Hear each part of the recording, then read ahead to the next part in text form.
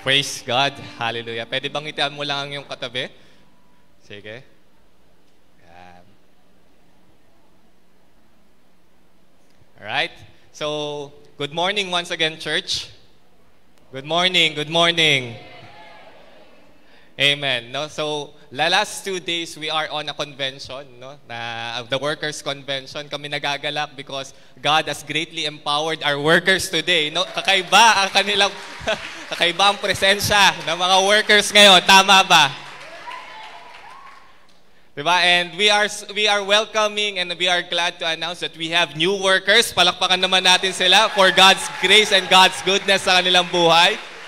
Wow, no, this church is really growing and the Lord has been so gracious on our church that He is making moves into our church na and things na minsan hindi natin nakikita, but I know God is dealing greatly on our church and nag-uumpisa pa lang ang Panginoon because meron pa tayong 2 months and the Lord is still will give us miracles, will show us His power, and will give us the answers to our prayers. Mga kapatid, I know 2019 is a very exciting year. No, I know we are declaring that year 2019 will be a year of fulfillment of whatever the Lord has promised into your life. I know meron matutupad na mga pangako ang Panginoon, meron matutupad na mga prayers ang Panginoon ng 2019. And this last 2 months we want you just to know, no, na we are preparing for what God wants you to do on next year. Kaya ang aming topic on Workers' Convention have been the power of one.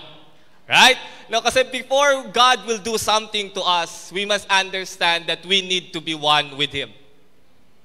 Right? Most of the times, eto mga kapatid, napansin ko, most of the times, the prayers na hindi nasagot sa inyo, all of your unanswered prayers is because you are not in align with the will of God. Right? No, the problem is not really God cannot answer your prayer. The problem is your prayer is unaligned to God. Right? All throughout the Bible, you could see that most of the people that God granted and answered the prayer, hindi naman sila yung umiyak, nagbeg, most of them. They are the one who aligned themselves to God. They are the one who be one with God. There is power on that one. If you will just understand God's mind and heart, hindi mo na kailangan ng lengthy prayers. Kaya sabi ng Panginoon in Matthew 6, hindi ko kailangan na mabulaklak mong salita. Hindi ko kailangan pa ulit-ulit mong salita. Ang kailangan ko is a heart for me. A heart that is close to me. A heart that is aligned to me. That's the power of one. If you are in one with God, there's no problem of God fulfilling anything that He promises in your life. But most of the time, our problem is we are not one with God. Tanungin mo nga katabi mo, are you one with God? Right? Today, I don't come with a comforting preaching.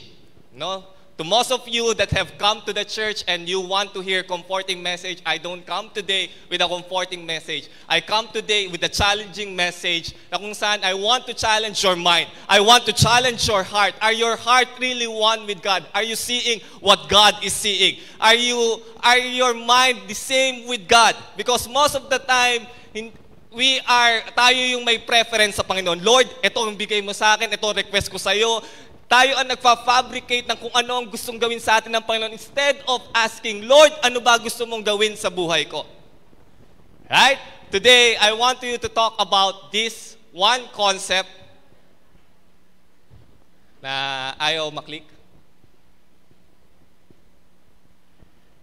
I want to talk about harvest problems. Right? Harvest problems. This is a very unusual, ironical concept. For me. Right? Ganito po, no? Mga kapatid, tumos na madalas nang nasa church, ilang preaching na narinig nyo, when we are preaching about harvest, ano ang mood? Most of the time, ang mood kapag harvest is celebration. Wow, ito na. After everything that I've done, after everything that I've cried to the Lord, harvest time na. Hindi natin linilink, hindi natin kinoconnect ang salitang harvest sa problems because harvest should be bountiful. Harvest should be a celebration. Harvest should be something that is yung nakaka-encourage. Pero we never thought that harvest is also a problem. I want to challenge your mindset about your harvest today. That your harvest is not really a celebration mood. Your harvest are problems. Okay, ironical. It's a very ironical concept. Especially if you don't have the context. Right? To city people, no? Tayo po, mga lumaki sa syudad, no? Most of the time, tayo kasi ay bumibili na lang ng mga naani na mga palay. Right? Ako, I have a privilege na hindi magtanim, kundi I have a privilege lang na ang aking mga magulang, ang aking mga lolo is a farmer, no? At yan, binalik nila. Okay. Right? So, somehow we have a context of harvest. Right? Kaya ako nasabi that harvest is a problem because during the time, no, akala natin kapag harvest, walang gagawin ang farmer. That's the concept. Na alam mo, kapag pinag-usapang harvest, lang yan, hintay-hintay ka lang. No, if pinag-uusapan ang harvest and you will talk about it on the farmers, trabaho ho ang harvest. Isang matrabahong season sa kanila ang harvest. But we thought dahil tayo ay consumer lang, tayo ay tagabili lang ng bigas nila, tagabili lang ng inaani nila, it's just a simple thing. No, naalalang, madali lang nilang ginawa yan. No, harvest is hard work for them. Okay? Most of the time, ito kasi ang concept natin and I want to break this concept sa atin. That when we talk about harvest on a church, we talk about sitting back, relaxing, and just enjoying all your hard work. Diba? Lord, isang taong kong pinagpapray ito. Alam ko, parating na yung harvest. Ano ginagawa ng Kristiyano? I'm waiting for the Lord. I'm waiting for my harvest. Kasi nagtanim na ako eh. Kasi pinagpray ko na yan eh. So I just wait for the harvest. You sit back, you relax. Ay, darating na yun. Pauulanin ng Panginoon. Bubuksan ng Panginoon ang heaven para sa akin so that I could have the harvest. That's the concept of Christianity, that we miss the opportunity of our harvest. Right? We just taught the concept. Ang sarap pakinggan ng harvest, but you don't understand the context. Everything on the Bible should be interpreted through a context. Because context brings clarity to concept. Okay, naintindihan niyo po ba? Ang Bible punong-puno yan ng konsepto. Pero kung hindi mo intindihin ang context, hindi mo makukuha ang full concept niya. For example, kapag sinabi ng Bible, God is good, ang nasa isip kagad ng tao, everything sa buhay ko ay dapat maganda. You don't know the context. Ang sinasabi ng Panginoon, I am good even in the bad times and in the good times. Sa kahit naghihirap ka, I am still good. That's the context. Pero ang alam lang natin, the concept is, He is just good. But the context is sinasabi niya, kaya kong gawing maganda kahit ang pinakapangit na parte ng buhay mo. That's the context. Pero kung iintindi mo lang that God is good, lang, hindi mo makukuha ang full concept niya. Right? Context brings clarity to concept. So let's bring some context sa ating harvest. Okay? Maganda ang harvest. Hindi ko sinasabing di yan bountiful, di yan abundant, di yan masaya. Masaya yan. But you must understand the context of harvest. Because if you will look onto the harvester, the harvest season is as hard as the sowing season. Kung sa sowing season, umiiyak ka. Kung sa sowing season, nalalagas ang pera mo, kakaabono, kakabisit. Sa mga sineseran mo, sa gusto mong ma-harvest. Sa harvest season, nalalagas ang Holy Spirit mo. Okay? Nalalagas ang fruit of the Holy Spirit mo, kakaalaga, kakabantay, patience mo, nawawala. Because the harvest season is as hard as the sowing season. Kung pupunta po kayo sa agricultural context, yung lola ko, kapag sowing season, dahil sila ay nagbabayad lang ng mga magtatanim, hindi yan umaalis ng bahay. Pero on the harvest season, aalis yan ng bahay, magluluto ng maaga yan. Yan ay magpapakain sila ng harvester at magbabayad din yan. Kung ano yan, yung mga ginagamit, halimaw, yung tatawag nila. No, yung mga pang-treasure na ngayon, binabayaran nila yan. Kung magastos ang sowing season mo, magastos din ang harvest season mo. But you thought, wala akong gagawin sa harvest season ko. you miss the season. You miss the harvest season kasi antay ka lang ng antay. You don't think the harvest is also a hard work. Because literally, the harvest will not pick itself up. It needs reapers. Ano ka? Nasa daigdig ng pantasya? Na yung palay na gusto mo ay kusang lalagay sa sako? Yung gusto mong apple ay kusang mapupunta sa lamesa mo? You need reapers. If there is a harvest at walang magre-reap sa harvest, that harvest will rot. So merong inandang harvest sa iyo ang Panginoon. Napakinggan niya lahat ng prayer mo, napakinggan niya lahat ng request mo, napakinggan niya lahat yan. Pero you are just waiting for the answer. Pero dapat you pick it up. It need reapers if you want to reap the harvest. 2017, nagtanim ka. 2016, nagtanim ka. Tapos nagtataka ngayon kung bakit wala ka pang harvest. Baka naman, hindi dahil sa wala ang harvest. Baka naman, hindi mo rin-reap ang harvest. You are asking God to forgive that person for so long. Nagtanim ka, Lord, baguhin mo ang puso ko, baguhin mo ang attitude ko. For so long, ang kailangan mo na lang i-reap yung forgiveness spirit that is in you. The harvest will not pick itself up. Hindi siya pupunta sa'yo ng ganun-ganun lang. It need reapers. Because the harvest will rot if the reapers will get lazy. Kung tatamad-tamad ka, the harvest is there. The blessing is there. The promise is there. Ang promised land, andyan lang. Pero kung tatamad-tamad ka sa buhay mo, it will rot. Most of the time, if I talk to Christians, so especially mga disciple makers, ito madalas mo maririnig sa kanila, nagtanim ako. Hinihintay ko na lang mahinog. Pinahihinog ko lang, pastor. Huwag ka mag-alala, darating din yan sa church. Tatanggap din yan sa Panginoon. Ang tanong ko pinahihinog mo ba o binubulok mo na? Baka naman, ilang beses mo nang napakain, ilang beses mo nang nalibre, hindi mo pa hina-harvest. Because you are afraid to deal with the real problem. Okay? Let's understand more. Ngayon, pupunta po tayo sa text. And this is shocking to me because I thought, kapag nagtuturo ang Panginoon ng harvest, ang naiisip ko is the parable of the sower, the parable of the mustard seed. Yun ang nasa isip ko, but there is something wrong with this teaching ng Panginoon because it is inappropriate in that scenario.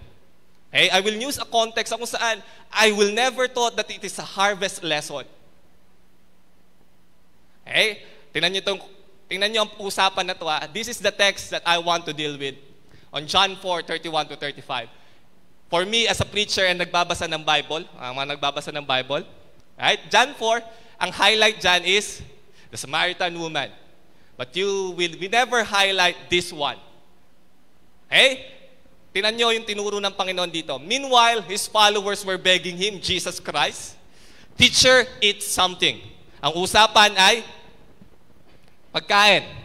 Okay? But Jesus answered, I have food to eat that you know nothing about. Okay, good answer of God. So the followers asked themselves, did somebody already bring him food? O, puro pagkain ang usapan. Jesus said, my food is to do what the one who sent me wants me to do and to finish his work. Okay? Mga disciples, puro food ang nasa isip. Si Jesus Christ is doing something. Okay? Sabi niya, it's not about the food. You have a saying, 4 months still harvest, but I tell you, open your eyes and look at the fields ready for harvest now. It's very inappropriate. Biglang nag-shift ang Panginoon, pagkain into harvest. And this has done, ito nangyari ito, is on Samaria. Okay? Para maintindihan natin ang sinasabi ni Jesus Christ, kailangan po natin intindihin ang context. This is a very good preaching if we will just kung ma-analyze natin, madidudus natin kung ano ang sinasabi ni Jesus Christ. So let me go muna. Track back muna tayo. Babalikan natin itong mga verse na to. Track back tayo sa nangyari talaga before these verses. Okay? So, before these verses came, ang context is Jesus Christ met a Samaritan woman. John 4. Okay? Nasa Bible ho yan, no? Si Jesus Christ ay papunta supposed to be sa Jerusalem. Okay? Galing siya ng Judea. He is going to Jerusalem. And then, dapat the natural context of a Jew, hindi sila dadaan sa Samaria. Ang gagawin ng mga Jew, lagi silang iikot sa Samaria. Okay? But this time, Jesus done differently. Ang ginawa ni Jesus Christ, pumunta siya mismo sa lugar at nag-stop over siya sa lugar that they should not stop over. Okay? Dahil ano nasa isip ni Jesus Christ? There is a woman, a Samaritan woman that I will meet there. Okay? So ang Panginoon, nandun nagpahinga dahil pagod na pagod nga sa journey, and then the disciples, sabi sa kanya, Master, dahil alam namin pagod ka sa mahabang journey, pupunta lang kami, alis lang kami, payagan mo lang kami, hanap lang kami ng Jollibee, the nearest Burger King in town, para lang makabili. Okay? Kasi nagugutom ka bibili ka namin. And then afterwards, pagkaalis, imagine this, pagkaalis ng mga disciples, dumating yung Samaritan woman. Okay? In Jesus' eyes, no, ang Panginoon, if you will read the whole John 4, meron siyang binabalak dito. Okay? Jesus has an agenda. Hindi ito coincident lang na napagod si Jesus Christ na stopover lang. No, this is not a coincidence. This is arranged by God. Yung ma-meet niya ang Samaritan woman is not a coincidence, kundi arrangement ng Panginoon. Sometimes, the greatest harvest ng buhay mo is on the things na akala mo coincident lang. Nakasakay mo. Nakakainan mo lang, nakita mo sa mall. Coincident, pero sa totoo lang, arranged by God. Dahil may plano ang Panginoon. Gusto niyang dalhin ang gospel to the Samaritan, to the Samaria, to the whole Samaria. Pero kailangan niya mag-umpisa sa isa. Okay?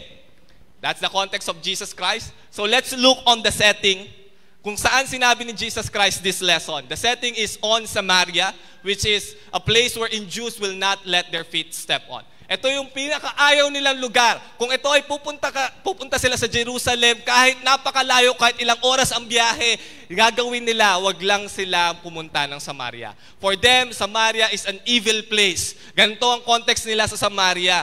Yung mababait na Samaritan, okay, para sa kanila is an ISIS. Ganun sila ka-prejudice. Ganun nila dinidiscriminate ang mga Samaria. Ang tingin natin sa Samaria, ngayon, no, on our context, kapag sinabing Samaritan woman, yung mga Samaritan man, yan yung mga mababait, the good Samaritan. Pero sa kanila, hindi ganun ang context. Kapag pinag-usapan ay Samaritan, yan yung mga ISIS. Okay? Ganun ang tingin nila. It's a place where they will not let their feet step on. Ito yung nakuha ko sa Panginoon. No? Bakit nagturo siya ng harvest lesson in a place na kung saan pinakaayaw ng Jews, na ayaw nilang mag-step on to that place. Ito nakita ko sa Panginoon. The greatest harvest of your life is on the place of your greatest conflict. Yung mga iniiwasan mong tao, yung mga taong hindi mo mapatawa, that may be your greatest harvest. Pero hindi mo makuha yung harvest because you are on a conflict with them. The greatest harvest of your life, maybe you are so running away from the blessings of God. You are running from the harvest of God because you thought, this is not the place. Hindi ito yung pinapupuntahan na sa akin ng Panginoon kasi madugo ang labanan dito, ang dami kong dadaanan, tinatakwil ako dito, rinere-check ako dito. But maybe the greatest harvest of your life is on the very place of your greatest conflict.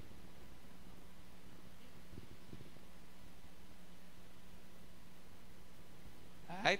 We thought that harvest is an easy one.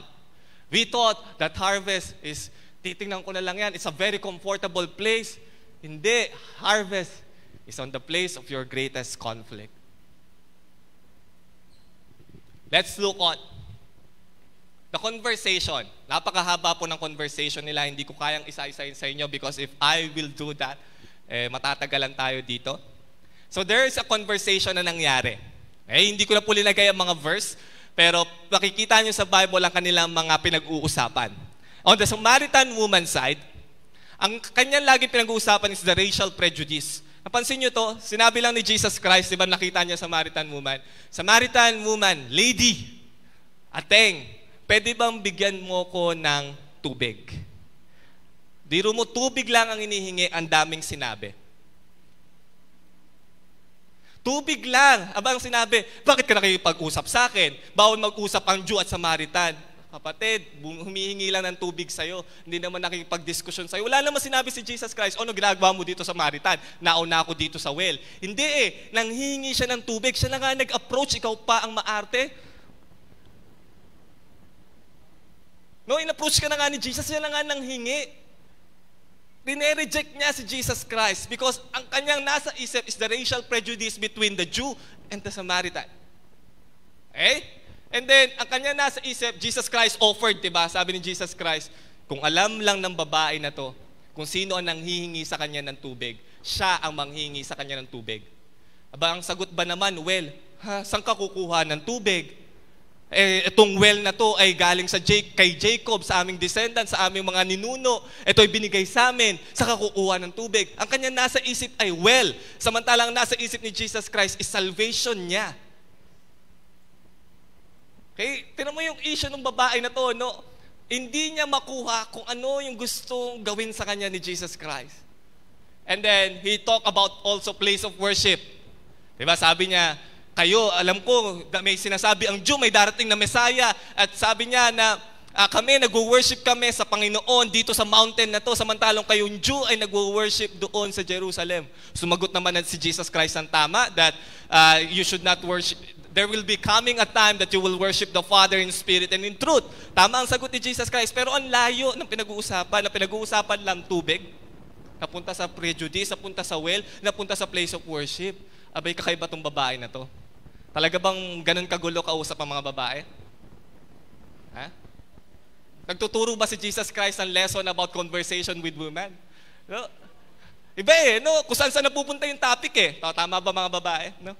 Nag-uusapan lang ito, pero ang dami ng sumangang topic na ganun, no? Ganun din yung Samaritan woman. Gusto nang isave ng Panginoon.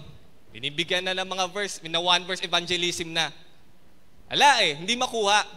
Right? But Jesus Christ is very wise. Ito yung matututunan niyo sa Kanya if you want to sow.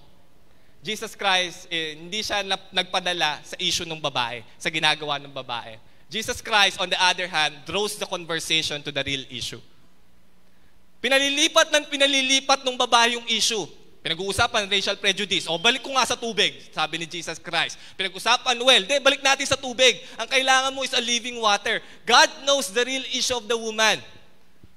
Kaso, ayaw pag-usapan ng babae yung real issue. But here's a good na ginagawa ng isang disciple maker sa mga life coaches. You will learn from this. Ang isang life coach, isang disciple maker, ang isang nagsoso. Dapat yung pagkatandaan, ang mga kinakausap nyo, lagi ang kanilang usapan, ang ibibigay nilang information sa'yo is only a surface level ng kanilang nararanasan. Pre, may problema ako, nabasted ako. Hindi yun ang real issue niya. Meron siyang real issue. But you must draw the real issue. Jesus Christ know that. Meron kang real issue, babae. Pero tinatago mo sa akin. But hindi ako aalis dito sa well na to hanggat hindi ko nahuhukay ang real issue mo. Ano ginagawa ni Jesus Christ? He is digging. He is sowing. Nagpe-prepare na siya ng land. Because may tinatanim siya. Remember, ang gusto ni Jesus Christ, dalhin ang gospel dun sa buong Samaria, sa buong community. Nag-uumpisa na siyang magtanim. At ang pagtatanim ay hard work.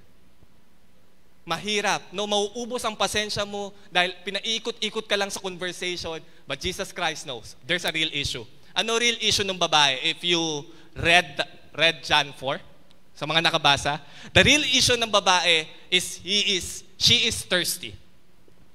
Uhaw talaga siya. Anong real issue?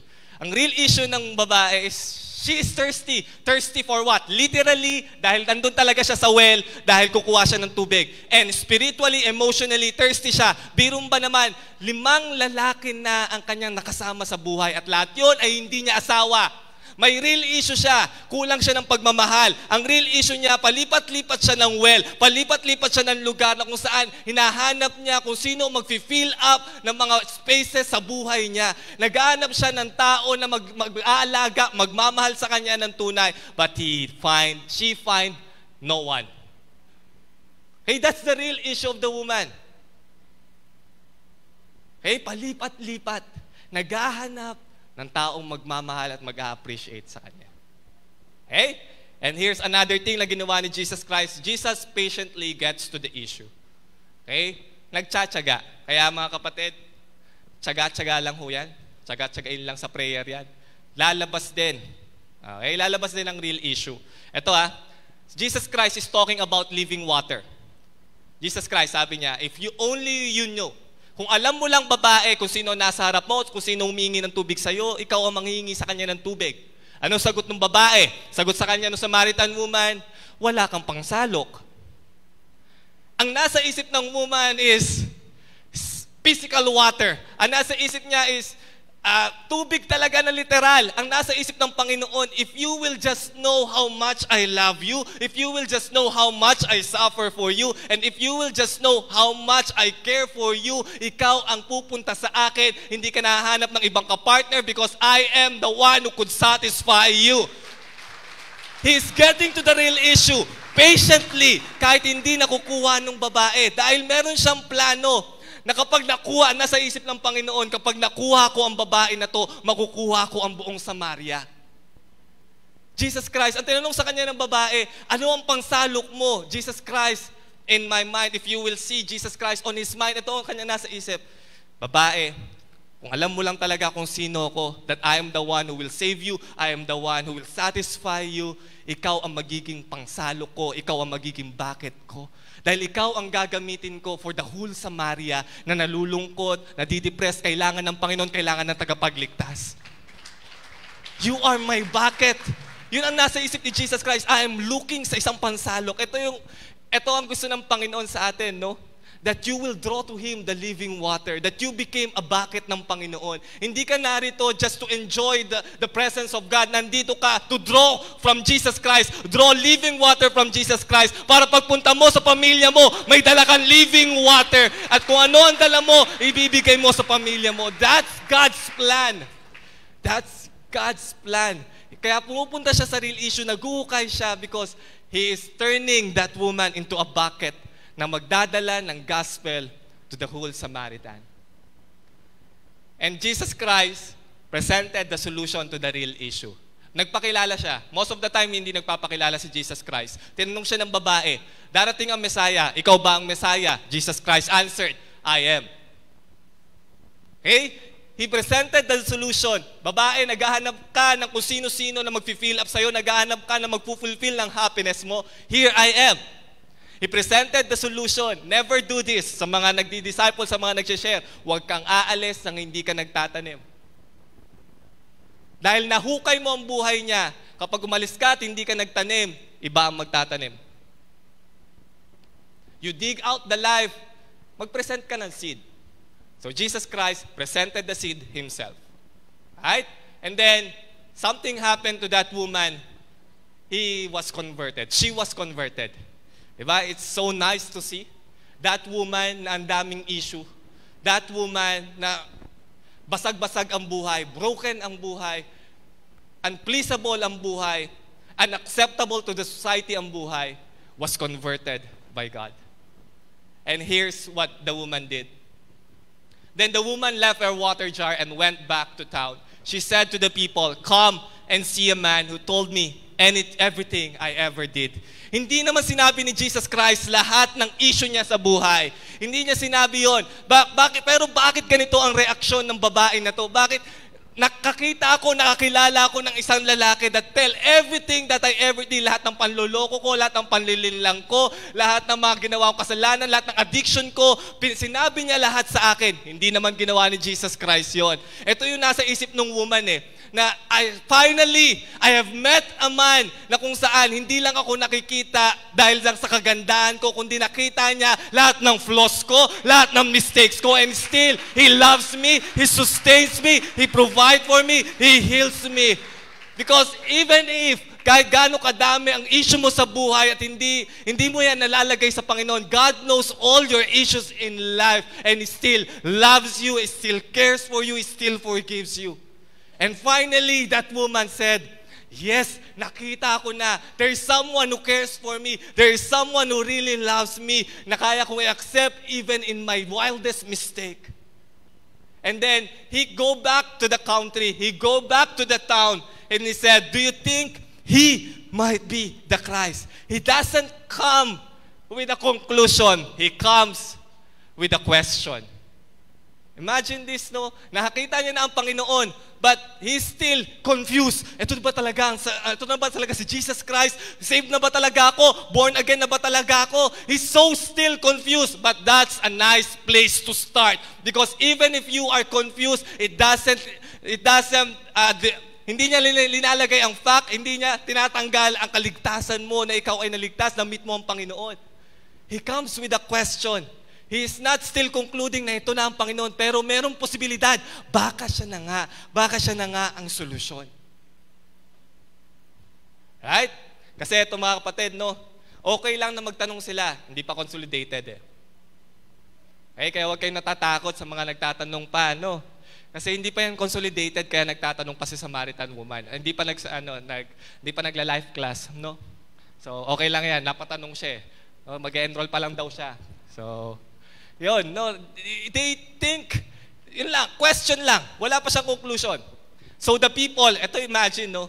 Hindi ka sigurado, nag-broadcast ng news. Naku, mga kapatid, mga kabarangay, baka ito na yung pag-asa natin, ito na yung Messiah. So the people left the town and went to see Jesus. Those people, ito yung mga tao na nag-ridicule sa kanya. Ito yung mga tao na ninyismis sa kanya. Ito yung mga tao na nire-reject siya. Biro mo, sa buong barangay kilala siya. Naku, yan na yung asawa ni Cardo. Yan yung asawa ni policeman. Kilala siya, nakabit ng kabit. Right? Pero hindi, binaliwala yun ng Samaritan woman. All she knows is that there is a man who knows my situation. Okay? So yung hope ng isang tao, hope ng isang Samaritan woman spread like a wildfire to a community because one hope can spread a wildfire to a community. Huwag mong sabihin sa akin, ako pa lang ang ligtas sa pamilya ko because that one hope is the hope of your family. That's the hope of your community. That's the hope of your bloodline. You may be one, pero kapag kasama mo ang Panginoon, you are many. Katulad na tunan natin sa Workers' Convention, one could make 1,000 into flight. Kaya huwag mong sabihin sa akin, nag-iisa lang ako because you have God in you and you could spread a wildfire of hope into your community. The woman is not afraid of all the prejudice. The woman is not afraid of what the disappointments. The woman just know, I met someone that could be possibly the one who could save me. Yung hope niya na yon, transfer niya sa whole community. Okay? So ginawa ng Samaritan woman, he left his jar, went to the town, at lahat ng Samaria, pumunta kay Jesus Christ. Right? The very moment na mangyayari yon, ito po ang senaryo. Balik tayo nakita nyo na yung context Balik tayo to another part of the story. The other part of the story is the disciples and Jesus Christ. Bago ma-meet ni Jesus Christ, yung Samaritan woman, ano ginawa ni Jesus Christ? Ano ginawa ng mga disciples? Bumili sa Burger King. Okay, naghanap ng mati-take out, naghanap ng Amelitos. So, nagte-take out sila ngayon, bumili sila. And then, pabalik na sila. Okay? Okay na, naka-order na, naka-take out na, naka-drive-thru na. Okay, pabalik na sila kay Jesus Christ. Just then, yung pagkaalis ng babae, bago makalayo yung babae, the followers of Jesus Christ came back from town and were surprised to see him talking with a woman. They were surprised. Hey? Bakit sila na-surprise? It's because the disciples thought, nako, Jesus Christ, what the hell are you doing? Bakit ka nakikipag-usap sa Samaritan? Baka may naka-picture sa'yo, baka may mga paparazzi. Lagot tayo niyan. Abay, parang ganito yan Nakita niya na si President Duterte ay nakikipagkasundo sa mga ISIS. Naku, delikado yun. This is not good for our mission. Paano kapag na-Facebook yan? Paano kapag nag-viral yan? Paano kapag na-YouTube yan? lagot na tayo, hindi na tayo makakapag-preach na yung akala nila na gospel preacher, yung akala nilang magbait, good teacher. Naku, nakikipagsalamuha sa Samaritan. That is not good. Para ka nakikipagsalamuha sa Satanista. Yun ang tingin nila. Yung Kristiyano, nasa club.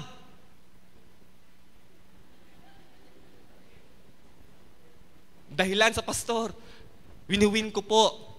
Sino? Right?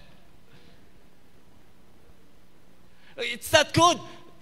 Jesus Christ, yun ang nasa isip ng mga disciple. Jesus Christ, ano ba naman? Hindi ka ba nag-iisip? Public figure ka, sikat ka. Hindi ka pwede makipagsalamuha sa kanila. Yun ang nasa isip nila. They were surprised. But none of them asked. Wala man lang nagtanong, what do you want to the woman or why are you talking with her? Diba kung ikaw ay magpapacify ng isang issue, abay kausapin mo. Kausapin mo yung woman. Ako, ano ginagawa mo, ha? Linalandi mo ba ang aming teacher? Ha? Ano ginagawa mo? They don't bother. Okay? Walang nagtanong, woman, ano ba yung sinabi sa'yo ni Jesus Christ? They are not concerned. Okay? Wala silang pakialam. And then, bigla silang bumanat. Ito na po yun, yung context natin kanina. Meanwhile, his followers were begging him, Teacher, eat something. Kanina, ang nasa isip, Jesus Christ, that is bad for your publicity. Hindi ka pwede makipag-usap sa Samaritan woman. Ngayon, biglang bumanat, Teacher, kumain ka na. Okay? Si Jesus Christ nagtatrabaho. Si Jesus Christ, ang nasa isip, buong Samaria maliligtas. Ang nasa isip ng mga disciple, woman, naku, problema yan. Jesus Christ, kumain ka na ba? They are so out of sync with Jesus Christ. Teacher, eat something. Kumain ka na. Jesus Christ answered, I have food to eat that you know nothing about. Disciple is, Lord, ang layo ng nilakbay namin. Ang laki ng ginastos namin para sa pagkain na to. Ito na yung in-order mo, no? Ito na yung favorite mo, cheeseburger with fries, with drinks. This is your favorite. Lord, kumain ka na. But sabi niya, no. I cannot eat that food. I have something to eat that you don't know nothing about. Ang akala nila nagugutom si Jesus Christ for literal food. Pero si Jesus Christ pala ay hindi gutom for physical food. Siya pala ay gutom to something else. Because para kay Jesus Christ, there is a food that will sustain me that is not from this world, but there is a food that sustain me that is coming from the inside. Ang magsusustain sa akin, ang magpapalakas sa akin is not something people is doing to me or not doing to me. Ang magpapalakas sa akin is something that is happening on the inside of me, kung ano ginagawa ng Panginoon inside of me. Because Jesus Christ literally is not hungry for a happy meal, but for the harvest. Jesus Christ is so busy. Eto na, parating na. I know I have done something good. I know I have dig. I know I have saw. Meron ako ginawa sa babae, na-convert siya. Consolidate ko na siya. Nagpe-prepare na ako. Ihahanda ko na siya para sa encounter. Ihahanda ko na buong community niya. Ihahanda ko na sarili ko. Bisitahin siya sa kanilang pamilya, sa kanilang community. Because I am not hungry for a happy meal. I am hungry for a harvest. Si Jesus Christ is so concentrated, He is so focused, He is so determined na kahit anong temptation, kahit anong pagkain, kahit gaano pa kasarap yan, kahit gaano ka-pleasurable yan, I don't care. What I care is the harvest. What I care is the changed life. What I care is the community. What I care are those people who have their hope in me. Kaya mga kapatid, mas mahalaga ka pa sa Panginoon sa kahit anong kamahal na pagkain. Ganyan ka kamahal ng Panginoon. He is willing to let go of all those happy meals, all of those mamahaling meal. He just wants to have you. So the followers asked themselves, tinan mo mga followers, Jesus Christ answered na, hindi pa rin nila nakuha. Did somebody already bring him food? May nagpakain ba sa kanya? baka may pinakain ang nagayuma yung babae sa kanya. All they talk about, all on this John 4, is about food. Sinong gutom na? Okay. Katulad ng mga disciples, no? Tingnan mo, ang disciples. The disciples' level of thinking is this. Napakalayo kay Jesus Christ, and I hope hindi ganito ang thinking mo. The disciples of Jesus Christ is very meal-minded. All they talk about all day long is about food. All they talk about is just the next meal. All they talk about is just makapunta sa Burger King, makapunta sa ibang restaurant, sa Bonchon, sa kahit ano pa namang pagkain yan. What is Jesus talking about? Those disciples are very meal-minded. They are always waiting for the next appreciation. They are waiting for the next approval. They are waiting for the next libre. They are waiting for the next achievement. They are waiting for the next accomplishment. They are waiting for the next preaching to stir them up.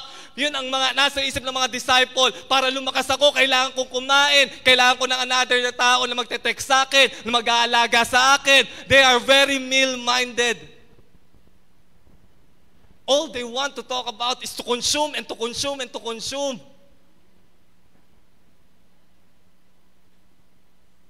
How long, mga kapatid? How long will we stay on that level? Na kapag pumupunta ka sa church, nako, sino kaya magpipreach? May encourage kaya ako ng preacher? May encourage kaya ako ng presider? Maganda kaya ang tutugtog ng worship team? You are focused on the food. Kapag hindi ka na-appreciate, hindi ka nakamayan ng usher, ayoko na dito sa church na to. Meal-minded. Kapag hindi sinagot ng Panginoon ang prayer, ayaw na sa Panginoon, nagre-rebelde na sa Panginoon, meal-minded.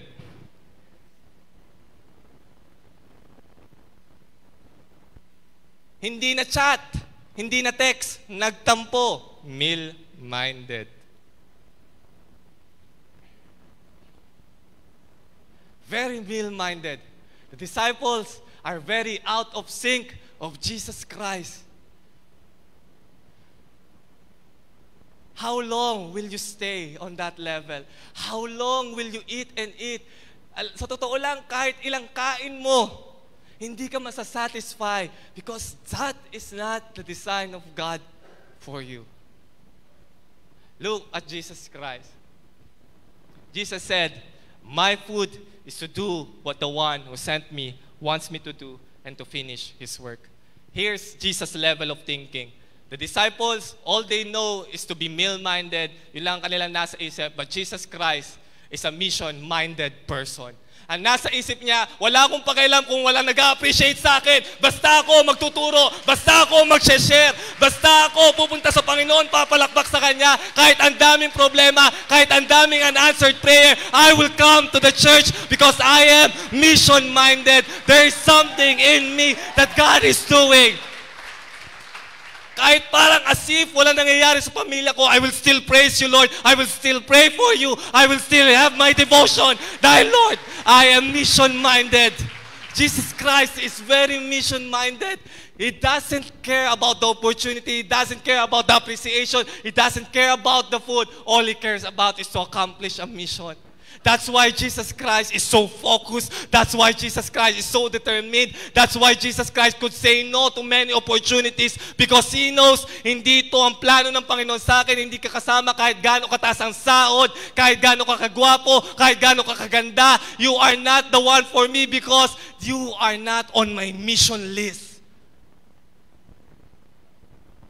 He could say no to opportunities, and this preaching always makes me reminded of that one decision. Decision na kung saan tinalikuran ko one of the greatest opportunities in my life na maging artista. Joke lang. Alright.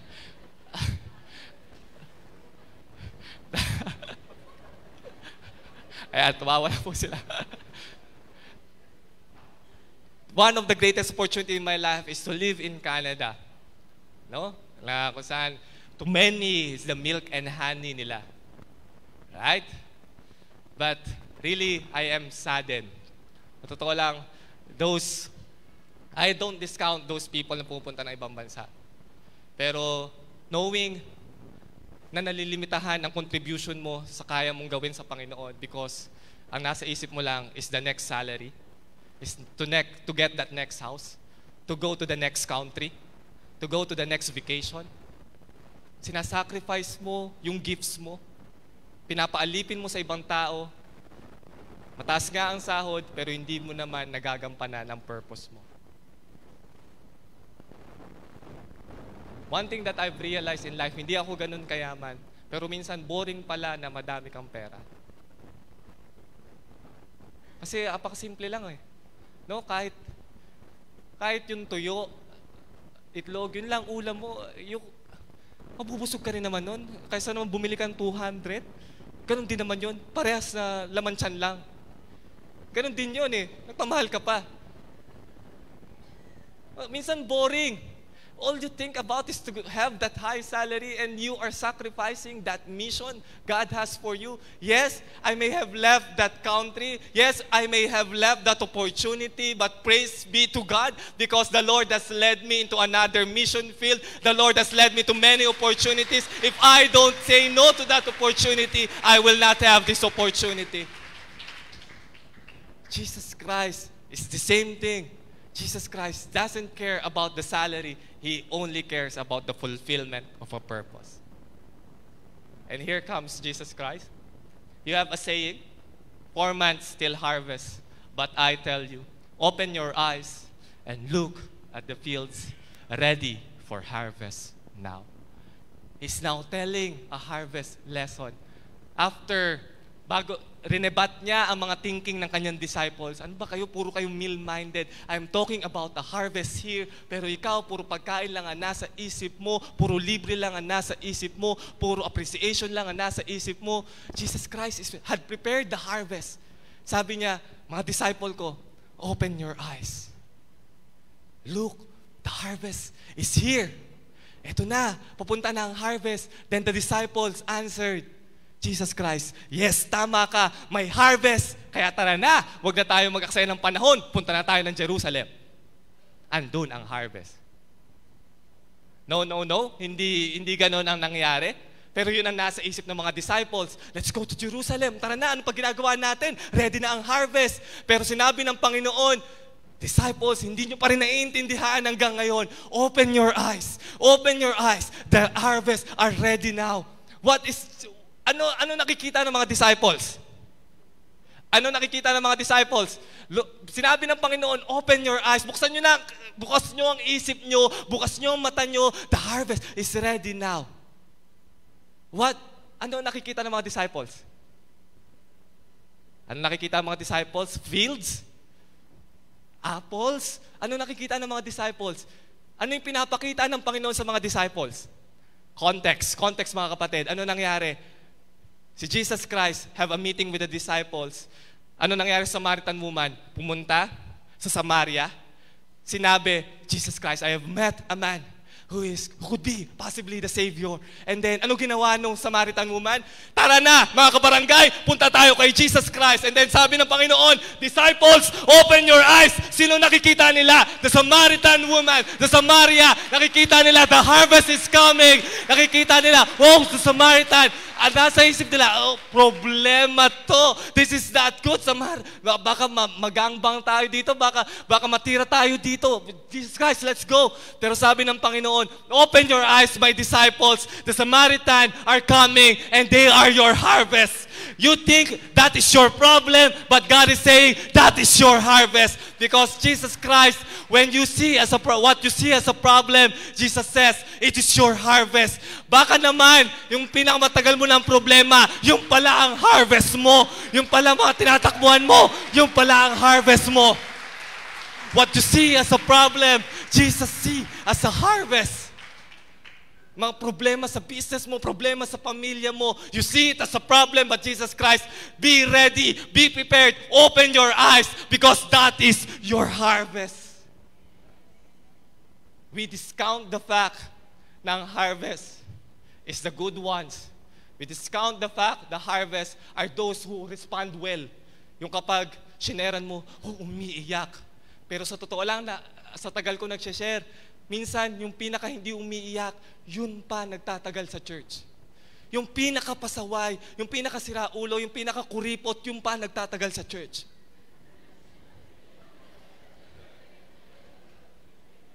Yung samantalang meron ko ng mga na-meet, umiyak ka agad, natuwa sa preaching, after persecution, wala na. Pero yung pinaka-problematic, yung pinaka-maraming issue, yes, tsatsagain mo, mauubusan ka ng pasensya, mauubusan ka ng pagmamahal. Problema talaga. Nauubos pa wallet mo, nauubos na lahat sa'yo, nade-depress ka na. But what you see as a problem, Jesus see as a harvest. It's harvest.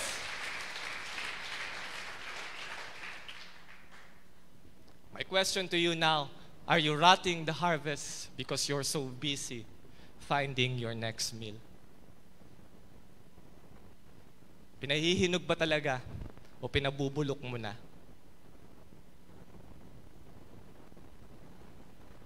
Because you're so easily discouraged. Wala naman nagme-mentor sa akin. Ubus na pera ko sa kanya. Ubus na wisyo ko sa kanya. Are you rotting your harvest, church? Next time, sana huwag ganito ang maging tanong natin sa ating buhay. At huwag ganito ang maging reaction natin. Don't misinterpret me. I am not saying bad words. Context, mga kapatid. Context. Where's the food?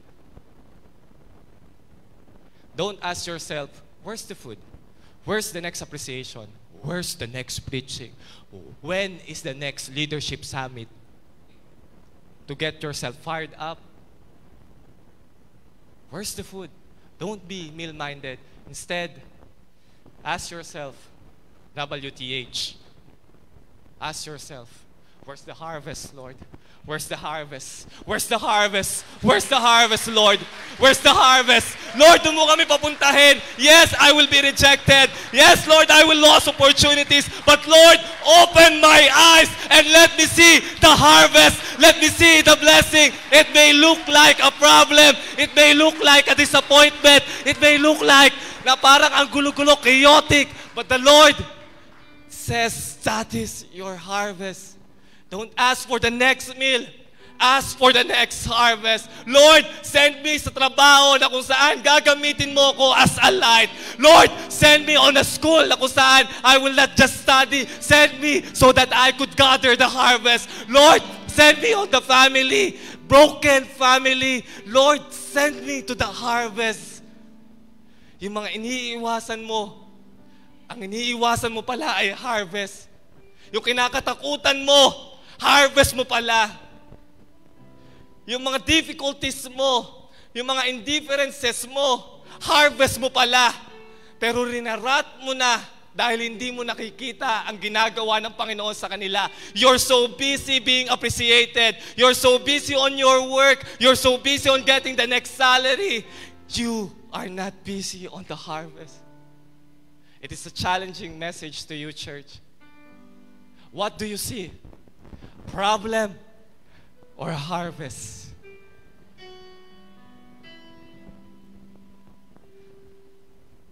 Let us change our mind and let our eyes be opened and let God do amazing things on the harvest to us. Pwede bang tumayo tayo sa Panginoon and let's just give Him a shout of praise. Lord, change us. Lord, renew us. Lord, put your Spirit on us. Lord, let us be changed. Let our mind be changed. Let our heart be changed. Let us be mission-minded. Let us see the harvest. Father in heaven, we thank you. We thank you and honor you, for you are the God who sees everything in us, who accepts us, who loves us. And Lord, send us to those fields. Send us to those harvests that is needing you. Lord, we thank you for opening our eyes. In Jesus' mighty name, we shout, Amen. Amen. Praise God. Good morning, everybody. And I would like to apologize for being late on the first week of November. Kasi po galing po ako sa isang family na kailangan ko pong encourage because one of our pastor just died yesterday. namatay po si Pastor Rading.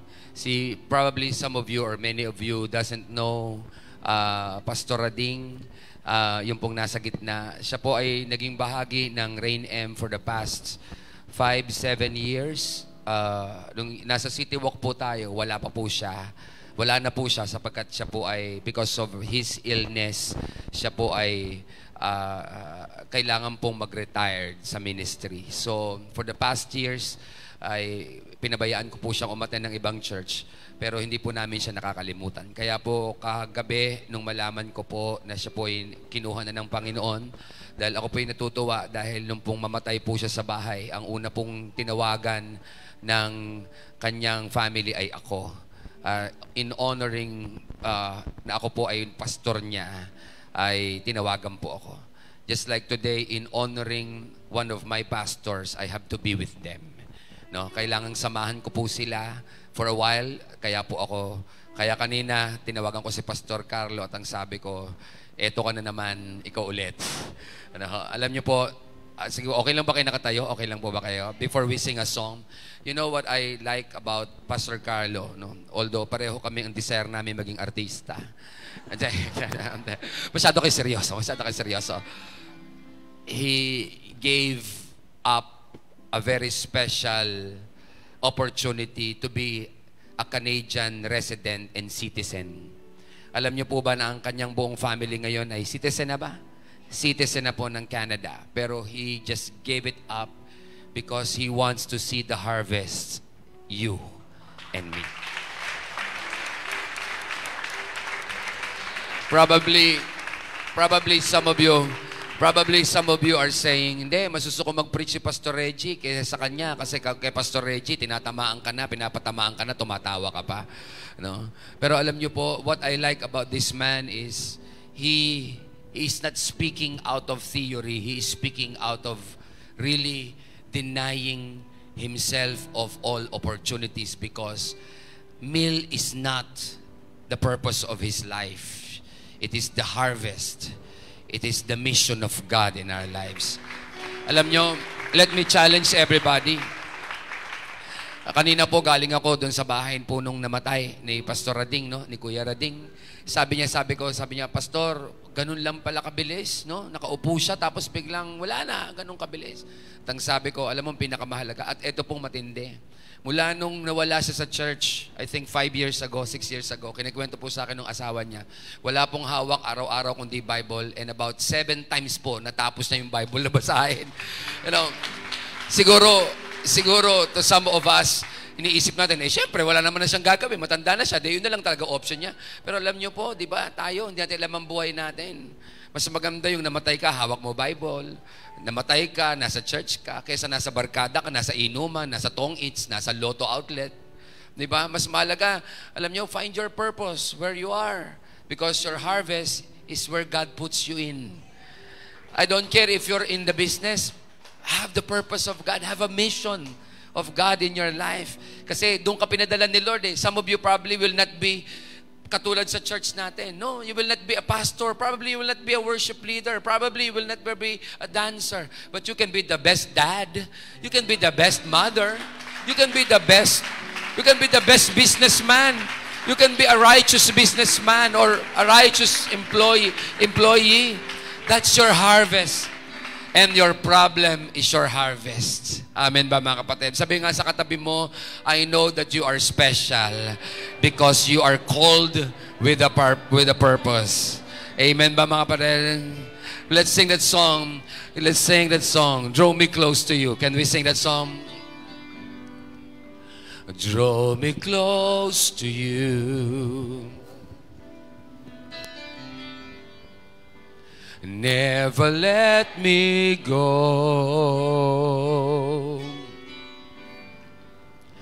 I lay it all down again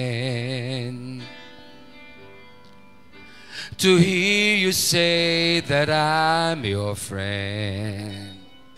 Say it right now. You are my desire.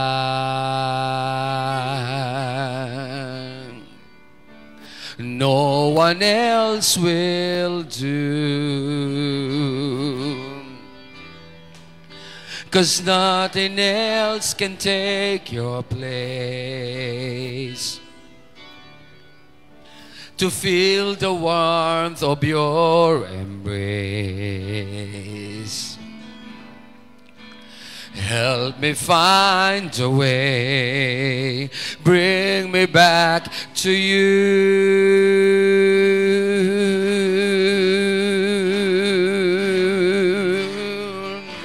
You're all I want. You're all I ever needed. You're all I want. Help me know you are near. You're all I want. You're all I ever needed. You're all I want. Help me know you are near.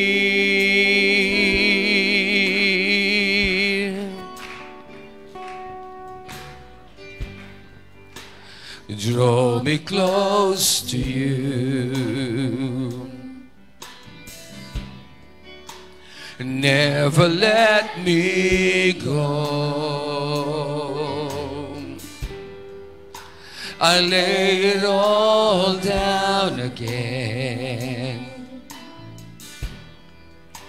to hear you say that I'm your friend. Amen ba? We are the friend of God. Say na, you are my desire.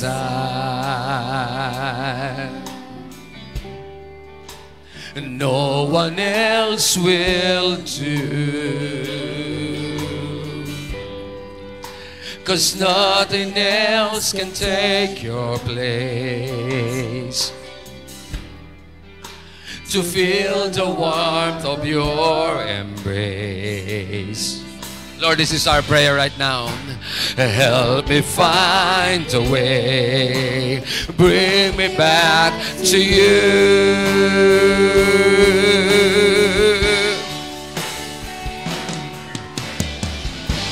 You're all I want.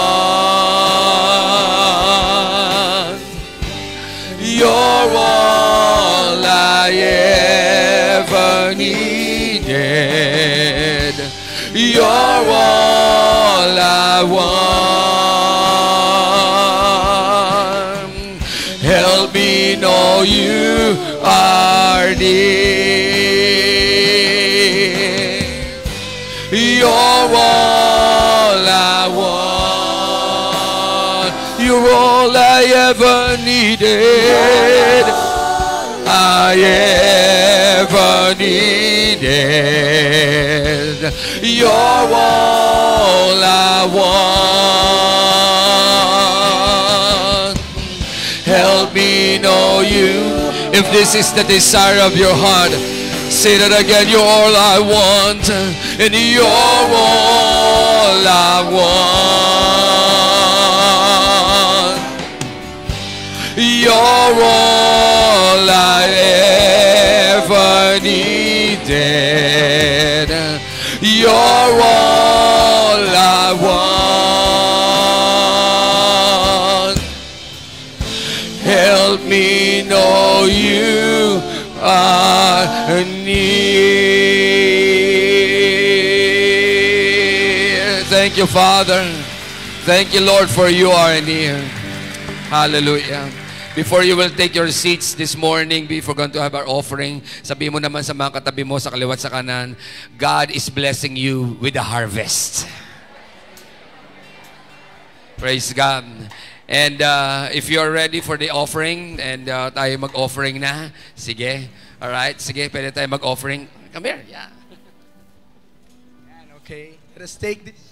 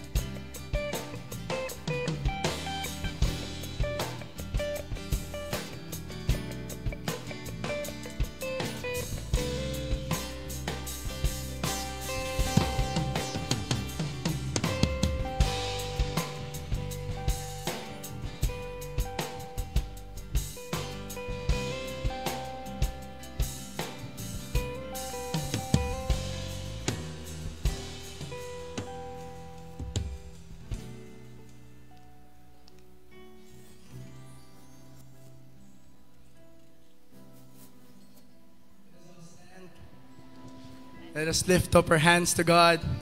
Brothers and sisters, as we lift our hands, let us lift up our hearts to our Lord in prayer. And let us pray. Father God, as one church, as one family, we present to you these offerings. We give you all these in thanks and gratitude, Lord, for all the good things that you've done to us. Lord, we pray that you continue to pour down the rain.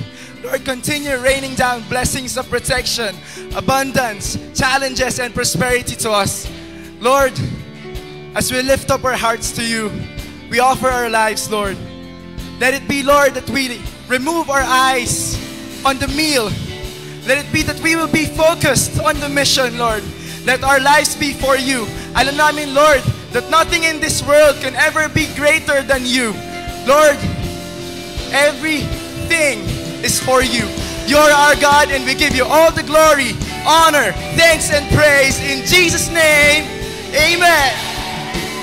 In the name of the Father, the Son, and the Holy Spirit, you will reap the harvest. You will enjoy the harvest, good harvest, bountiful harvest, because you are faithful. You are faithful to our God in serving Him. In the name of the Father, you are blessed. In the name of the Son, you are prosperous. And in the name of the Holy Spirit, you are powerful.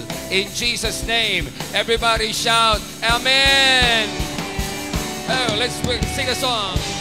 You reign over all the earth, we're singing. You reign, justice and peace you bring in. You reign, Holy One, you reign. Here we go now. You reign over all the earth, we're singing. You reign, justice and peace you bring it. You reign, Holy One, you reign.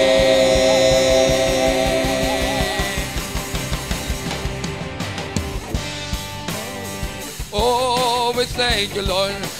We were going to sing this again and again. This is our benediction song because we believe that God reigns over our lives. Amen. Over star-filled skies, over all created life, what was always meant to be, your glory reigning over me, 'cause you're above anything thrown my way, victorious. I live to stand in you always. Here we go. You reign over all the earth, we're singing. And you reign over justice and peace, we bring it. You reign, Holy One, you reign.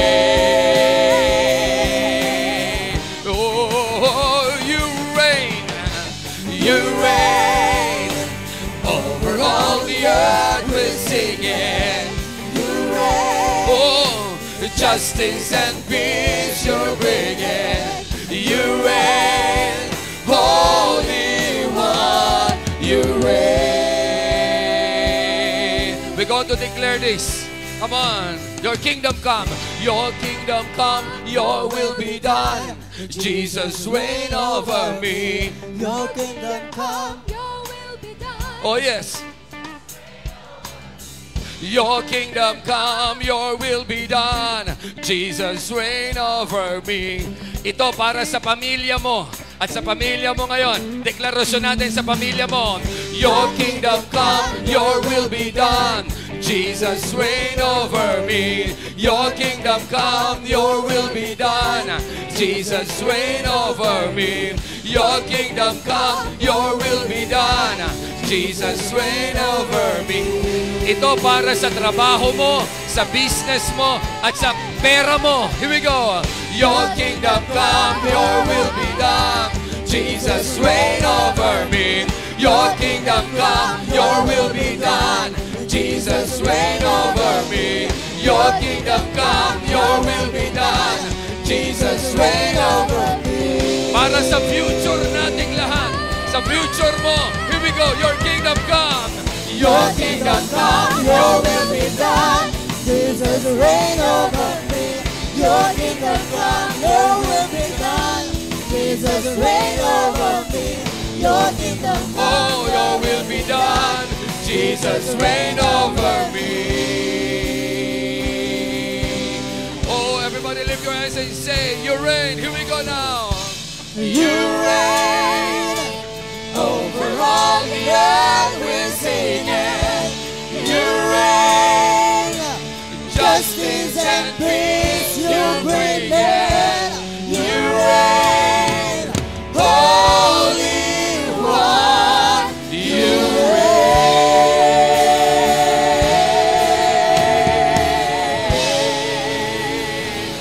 Give God the honor, the praise and the glory in Jesus' name. Hallelujah. Bago ka umalis, yumakap ka ng pinakamagagandang tao, pinakagwapong mga tao na nandarito nakasama mo sa pamilya mo at sa church. God bless everybody. See you next Sunday. God bless everyone. God bless. God bless. You reign over all the earth.